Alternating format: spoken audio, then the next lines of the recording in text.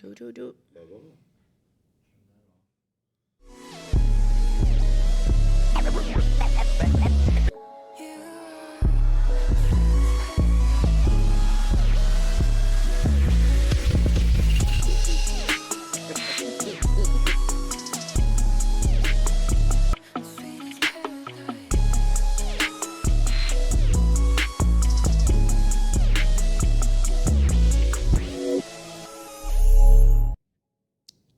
Well, hello everyone, and welcome back to the More Joy podcast. Where what is it? We enjoy, we don't endure. Is that the new one? I keep getting. Brad. Where more joy is. I'm still learning our tagline. Oh my goodness. Life is to be enjoyed and not Not endured. well, I know that one. That's I'm the. going to have to just bring it back to that because you can't ever. You edited it, and it's a great edit, by the way. It's more concise, more punchy, just like you. More concise, more punchy. It says, don't just endure. Don't just endure. Enjoy. I love you. Gotcha. Love you too. So anyway, that's what we're all about. Life is to be enjoyed and not endured. If we're not having a good time, then we need to rethink things and start over, right? So, hey, but this episode, we want to say thank you, as always, to our partners who make this possible. Yes. So please join the More Joy family as it's growing at theholomans.com. What is that? There's a sticky button. Did I get that part right? Yes, you I want did. to keep calling it a floaty button. Well, it does float. I know. That's why I want to call it a floaty button, which is weird because it's a sticky button that floats. So that means it doesn't stick. It does stick. When you scroll and keep scrolling up, it keeps staying there. Right. That's why it's called sticky. But it floats because it also moves. It's a floaty, sticky button. That's floaty, sticky. Anyway, so sorry. Oh, Fred, I love you. Hey, that's what we do this show for. It's awesome. They'll never forget. They'll never forget. And they'll know exactly what button we're talking about. That's right. That's the button, the floaty sticky button. Click on that, and you too can become part of the More Joy family. And so, and all we haven't done this while. And I want to say thank you to BGTV for creating just a lovely studio and a place to do our program and to share what's in our heart. And please, they put stuff on the screen, like it, share it, subscribe it, get out there and just help BGTV continue to grow its influence. Check out all the different content creators that are there. They just got some great stuff. Mm-hmm. But for this episode, what we want to talk about, and we'll see if we can keep it into one. I'm not making any promises anymore. I doubt it, but we're trying, is we have talked about something for years that we call the rings of relationship. Yes. And since we saw that in the Bible, it has really helped us know how to properly engage with people, right? Properly, where are people? Where are people in our life? Yeah. Where are we in other people's lives? So that there's proper expectation, and it really has helped us on the kind of that side of the coin to avoid offense. Yes. Right? Yeah. Because when I really realize where I am in the rings of relationship with someone else, then I know what to expect as well. Right. So we're going to take some time and do that. I'm going to officially ask live and in person. Maybe my lovely Canva assistant over here, we can create a little slide that we can share out for people on the web page or something like a PDF that can go along with this. So be looking for that. We will put it in the comments if we have it ready by the time this actually posts and goes out there. But let's talk about it. What are then the rings of relationship? So as all things, Jesus is our pattern in life. And obviously, we do mean his teaching, what he said, the lessons he taught are to be guides for our life. But we've also learned that his life itself is a pattern. Right. I remember, I wish I could give credit to who I heard this from, but there was someone, there's a verse we probably all know that Jesus is the way, the truth, and the life. And yes, those are three distinct descriptors about Jesus. He is the way, he is the truth, and he is the life. But this minister I heard years ago said it like this, that it really stuck with me. But there is a Jesus way of doing things that leads to the Jesus truth that brings us the Jesus life. Yeah. So let me say that one more time. There is a way. Jesus wasn't bumbling through life. No. Right? He was living life very intentionally, very kingdom-minded, very Father-centered, right? I mean, even to the point that's what he said, hey, I do what I see my Father do. Right. Right? I live the way Father showed me how to live. I order my life the way Father showed me how to order my life. And so with that is where we got this concept that we call the rings of relationship, right? So if you can imagine, this will show up on the graphic, it's like, well, I mean, I'm an archer, so it's like a archery target where there's these rings that lead down to like a bullseye. So if you can kind of imagine that. And now, as we define these rings, I want to make sure this is very clear. Everyone was equally loved by Jesus. Absolutely. Because when we make distinctions, we can all fall prey to thinking, oh, well, they love so-and-so better than they love me. Yeah. Right? And we get into this weird, I don't know what we'd even call that, right? This weird kind of false way of living where we're like, oh, well, you're in this category, so you're less loved. I'm in this category, I'm more loved. I guess it's because we do call it like inner circles. Right. Like we sit, and so there is an aspect of inner circling we're going to talk about, but not from an unloving thing. And we have seen, not I hope, and I'm going to quit using that leaking my power, as my friend says. We have seen that this is what's helped people understand inner circles. Yeah. Right. This will help you actually understand, and then also help you understand if you would like to be in an inner circle. What you can do. What you can do to be in an inner circle. All right. So with that, all these rings in Jesus's life, these are the rings of the relationships that Jesus had with people. Now, again, everyone was equally loved. Everyone was equally served, meaning that all of these rings, they experienced Jesus's ministry. They experienced his power. They experienced all of that. So he wasn't withholding from anybody. Correct. But there was distinction in the rings, and that distinction mattered. Yes. Right. So now let's do it. Oh, I left my keys up here. I'm gonna put my keys down here. So if you go out in this little target thing, the far outside ring, we would call the multitudes. So if y'all remember, over and over again it says, and Jesus was with the multitudes, or the multitudes pressed in around him, or the multitudes of people were there, they thronged him. Or he fed them. Yeah. And they were literally thousands, multitudes. Like, I mean, the feeding of the 5,000, they said there was 5,000 men there, right? And then we say probably more than 5,000 if you add up women and children and who all might have been there. So if every man brought a date, it was about 10,000 folks that showed up. So that was more. That's conservative, yeah. Right. So there was a multitude of people, right? That's where the outside ring is. And it's interesting on that one because, the multitudes weren't very engaged. They were present. They were there. They were listening. Right. But if you look, even Jesus said, now this is the Brad paraphrase version of the Bible, is Jesus said this about the multitudes. They're just here for the free food and the miracles. Yeah. That's why they're here. And yet he gave them the free food and continued to give them miracles. And so he wasn't upset about that. He was still loving them, yeah. Absolutely, right. He didn't feel used or abused. No, he didn't take that personally and get offended. Yeah, he just said, "Oh, I know," because guys, listen, and just to kind of let the cat out of the bag in case this goes to multiple episodes, what you're going to notice is what determines depth in the rings is willingness to engage. Not from Jesus. Not from Jesus. From the hearer. And so even in your life, how do we know where people fit in the rings?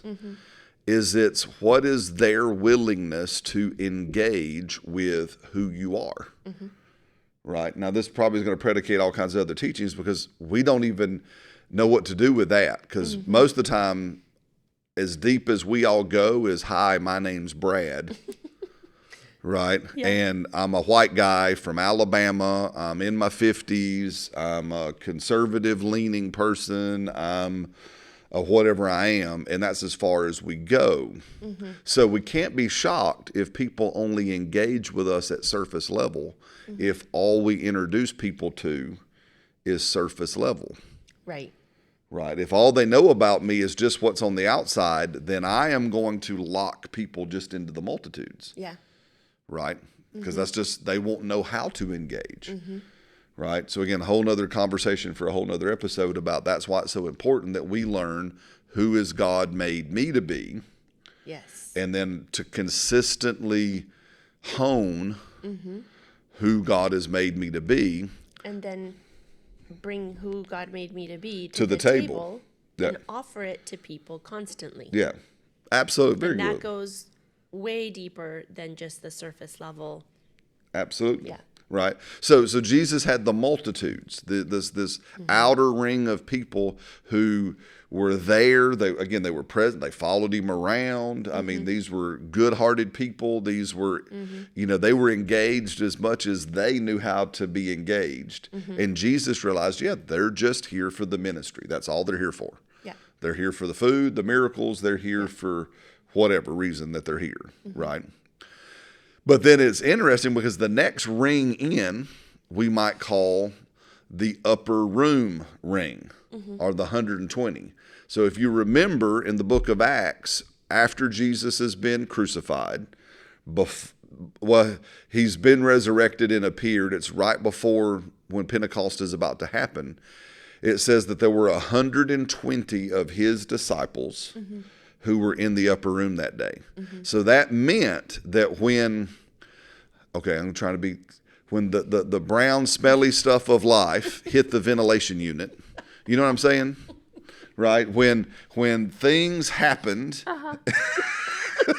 in Jesus's life, his life got boiled down from thousands to 120. Right. Yeah. So in reality, his close associations were capped at 120. Mm-hmm. Now, listen, that's interesting, and I'll have to see if I can go back and find the article. But I would remember reading a number of years ago when all of this, again, when we were seeing this and this was formulating, mm-hmm. that in like sociological or psychological studies, they now know mm-hmm. that as a human being, mm-hmm. we have what I call people ports. Right. People connectors. And they know that you have about mm-hmm. 120 to 150. Some folks might bump 200, mm-hmm. but that would be the largest. But they say about 120 and 150 people ports mm-hmm. is what we have in our biology, meaning you have about 120 slots that you can actually connect somebody into mm-hmm. and have some form of deeper or more meaningful or more significant relationship. So if you've, like us, if you've ever moved from one place geographically to another, and you're there, and I mean, you're working with the people you're working with, so those people are already going to be plugged in. They got people in because you're there. But then when you're trying to start building community, it may seem hard at first because everybody's already maxed on their ports. Yeah. It's not personal. Very well said. That's right. It literally is just, it fries their fritter to have one more person who wants to come in and do more life with me and build more community with me. And absolutely. It takes a little while for people to go, because psychologically what's having to happen is you're unplugging someone and then, these people are nice. Let me plug them in here. Yes, but that's very a good process. It is. And they have to kind of decide to do that. Yeah, well, and that's a great, because literally once your ports are full. They're full. They're full. And to bring in a new association, it has to be intentional. It has to be intentional. Yeah. And you literally have to make a decision at some level and go, I'm going to disconnect Brad mm-hmm. and I'm going to plug in Selena. Yeah. Because I want to have a relationship. And sorry, Brad. Yeah. Right? Again, you're not saying I don't love you. Right. You're not saying I don't care. Because why is this important? You might be a member of a very large church. Because, we having been in pastoral ministry now for 25 years. Wow.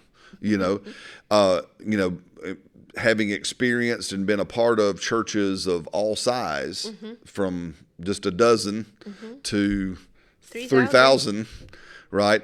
If you're part of a bigger church, the complaint I hear all the time is, they'll name the big church. That church over there, that big mega church, they're just so cliquey. Have you ever heard that before, Jacob? About a big church being cliquey. Oh, they just have their cliques. They're just all cliquey. Do you realize that it's not cliquey? It's their ports are full. Yeah. So it actually helps you love people better because these people aren't being cliquey.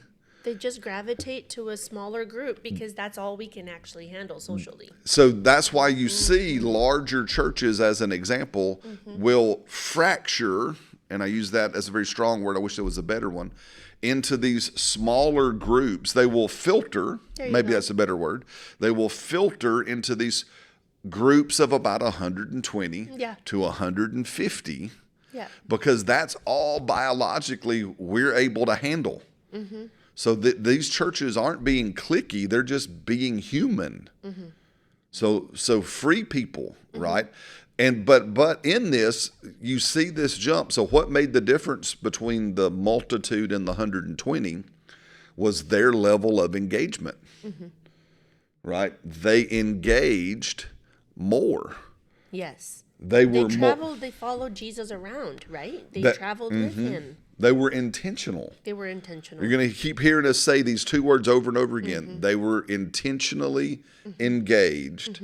They probably, in some fashion, they verbally, physically, emotionally, financially, who knows, in many different ways, they demonstrated to Jesus, we want to be in. We want to be here with you. We want to be here with you. With whatever it is you're making right now. And then you saw on Jesus' side, and he made space for them. Yes, he did. He made room. He said, okay, I see you. Yeah. I see who you are. Beyond just your name and the exterior, beyond just the identifiers of the multitude. I see who you are. Jesus made space, and they engaged. I want to make a quick parenthesis. Please do. Yeah, go ahead. Because you've heard that when you are wanting to grow in your life, that you should look for people that you're wanting to be like. And if you haven't heard that, that is one of the best principles that you can do, because the people that you hang out with, that's who you're going to be like. And so the whole proverbial birds of a feather flock together and go to the same place. So they roost in the same tree. If at some point, yes, they do. So if at some point you look up in your life and you go, is that where where I want to end up? And if it's not where you want to end up, and you start looking around going, where do I want to end up? Oh, so-and-so, I want that. I want what they have. And so-and-so, I want what they have. That's what we're talking about, that you observe, and then you're intentional. Because you're all of a sudden going to, I'll just give a very probably big example everybody can relate to, okay? You've got your preachers that you listen to online, right? Yeah. Because you've only got so much time and you've only got so much bandwidth to bring it all in. And then somebody comes along, oh yeah, we hear so-and-so and we just love them. And you're like, well, you don't even acknowledge it too much because you've already got the ones you love. But then if you find yourself in a situation where you're like, I don't know how to handle XYZ kind of situation, and the people that this friend of mine mentioned actually speak to that, I need to go over there and listen to that. What did you just do? You observed, and then you intentionally went and plugged in, so to speak, to someone else. But in order to give your time there, most likely you had to drop somebody else for a season, because there's only so much time, there's only so much bandwidth. Yeah. Well, and to add a verse into that, now you got me going. I know, I'm sorry. Is to add a verse into that. Yes, let us. Excuse us. We're going to take a drink of water. Me. Okay, no. There But you go. come on, this is the More Joy podcast. Right? We're going to have a good time. Raw, unfiltered, uncensored, all the stuff. But to put a verse into what you just said, because there's a verse, I believe it's in the book of Hebrews. I was trying to remember the exact address of the verse. But You're really good at that. Well, thank you. Yeah. But the writer says this. He says, "Mark those Yes. who through faith and patience have obtained the promises." Yes. Now, to unpack that, because this is a good place to kind of bring this in here, because again, intentionality, engagement, on purpose. How do you move deeper into these rings of relationship with people? Mm-hmm. How do you know who to allow to come deeper into relationship with you? Is this engagement piece, right? So the writer says, mark those who through faith and patience have inherited the promises. I remember years ago, I looked up that word in the Greek language, mark there. And again, the Brad paraphrase version would say this. It literally means intentionally sit down with a notebook and take notes, make marks. It doesn't just mean, oh yeah, I see you, them. I notice you, wow, you kind of have a cool life. That's pretty cool. I wish I could be like you one day. It literally means, like we say this to young married couples all the time, you know, in premarital counseling, you need to look in your church and you need to look around. Yes, you need to look around and go, man, I like what I see in that couple's marriage. Right. I like how they talk to each other. I like how they visibly treat each other in public. I listen to how they speak. I want to be like them. Right. So you literally go up and go, hello, my name's Brad. I like the way you do marriage. Would you like to go to lunch? I'm buying, and I'd like to ask you a few questions. I know that might seem a very forward and bold and creepy, so maybe you don't necessarily fully lead that way. I'm now old enough that doesn't bother me anymore. But when you're younger, you might look and go, hey, can we hang out sometime? Yeah. But you are literally intentionally noticing, wow, I can see they have inherited the promises, right? I can see through their faith and their endurance, their patience, man, they are where I want to be. I'm going to go pursue a relationship with them, right? And I'm going to ask them questions because I want to be like them when I grow up. Now, listen, this is two ways. So that's what that means. Right. You see people that you want to be like, that's okay. That's not being a copycat. No. That's called discipleship. Yeah. Follow me as I follow Christ. Right. Again, we're going to get into it. That was what happened with Peter and John. Was it Peter and John? No, wait, back up. No, it was two of John the Baptist's disciples. Right. I think it was Andrew and another one. Anyway, it was two of John the Baptist's disciples were there that day when John said, behold, the Lamb of God who takes away the sins of the world. These two disciples of John the Baptist heard and saw Jesus, and we'll go in deeper and notice some things, and literally said, bye, John, and then went and started following Jesus, and apparently were just annoying enough in the following of Jesus that he turns around to them and goes, what are y'all looking for? I love it. What are you seeking? It says in New King James. What are you seeking? I've been noticing you're hanging out here. And then their answer was, and I love this, their answer was not, well, Jesus, do you have a podcast? Well, Jesus, do you have a new book out there we can buy? Hey, Jesus, how do we become a partner in your ministry? Hey, Jesus, they literally looked at Jesus and said, where do you live? I love that. Again, in the Brad paraphrase, they were like, hey, how you do that? Yeah, I love that. How are you living the life we've been noticing? Right. How is that? And Jesus then said, come and see. Yes. And guys, listen, it's that exchange that you're looking for. Yeah. Right? That to be like those two disciples, if I see people that I want to be like, following is part of the kingdom. I want to be like you, right? And so I'm going to go and begin to follow. But then as the one people are following, to look around and go, so what you looking for? And give those people an opportunity to engage and tell you what they're looking for. And then make room for them. Right. And we'll get into more detail in that because we're bumping up against our time. Because this is, we have found this to be so powerful. Yes. In again, knowing who to let into your life at what level. Yes. At what depth. Knowing how to make space for them. Yeah. Right. How to make room for them. Yeah. How to identify them. Because then you know, guys, then you know who to live for. Exactly. Right? Because Jesus died for everyone. Right? But he only opened his life up beginning at 120 and going deeper. Yes. Yeah. Right? He didn't open up his life to the whole multitude. It was a very, if you will, select few, but that select wasn't just this divine eeny, meeny, miny, mo. It was based on how engaged were these people with who he was and what he was doing. So anyway, we're going to hit pause right there and stop. Again, thanks for watching. We so enjoy spending this time with you. Yes. Thank you for subscribing. If you haven't subscribed, do please hit subscribe, both to our channel and here to BGTV. And until next time, what is it? Remember, don't just endure, enjoy.